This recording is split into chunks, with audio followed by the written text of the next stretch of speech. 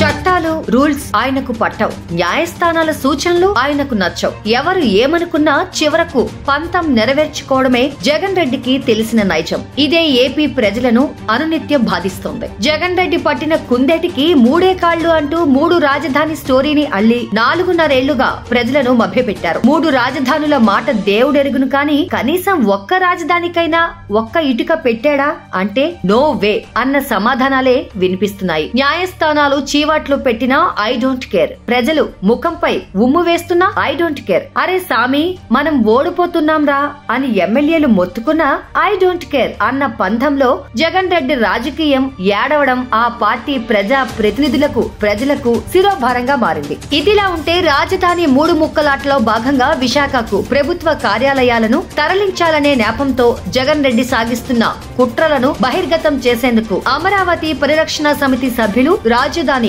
రైతులు న్యాయ పోరాటానికి దిగారు. ఉత్తరాంధ్ర అభివృద్ధి కోసం విశాఖలో సీఎం క్యాంపు కార్యాలయం ఏర్పాటు దిశగా జగన్ ప్రభుత్వం అడుగులు వేస్తున్న క్రమంలో 3 రాజధానుల అంశంలో హైకోర్టు ఇచ్చిన తీర్పును గుర్తు చేస్తూ మరోసారి న్యాయస్థానం మెట్లెక్కారు రైతులు. విశాఖలో సీఎం క్యాంపు కార్యాలయం అన్న భావన సచివాలయం మాన్యువల్ బిజినెస్ రూల్లో ఎక్కడా లేదని, ఋషికొండ టూరిజం రిసార్ట్ లో దాన్ని ఏర్పాటు చేయాలని చూస్తున్నారని రైతులు పిటిషన్ ద్వారా హైకోర్టుకు విన్నవించారు. గతంలో రాజధానిని ఇక్కడి నుంచి తరలించవద్దు అని హైకోర్టు తీర్పిచ్చినా ఆ ఆదేశాలు కాదని, జగన్ రెడ్డి కావాలనే పరిపాలనా రాజధానిగా విశాఖను చేసుకుని అమరావతిని ముక్కలు చేయాలని చూస్తున్నారని ఆరోపించారు. ఇది చట్ట వ్యతిరేక చర్యగా పరిగణించి తరలిపోతున్న ప్రభుత్వ కార్యాలయాలను నిలిపివేసేలా తీర్పు ఇవ్వాలని హైకోర్టు కోరారు. ఇదే చర్చ రాష్ట్ర వ్యాప్తంగా హాట్ టాపిక్ గా మారింది. ఇలా అందితే జుత్తు లేకుంటే కాళ్లు అన్న చందంగా అడ్డదారుల్లో ఏపీ రాజధాని అమరావతిని తరలించేందుకు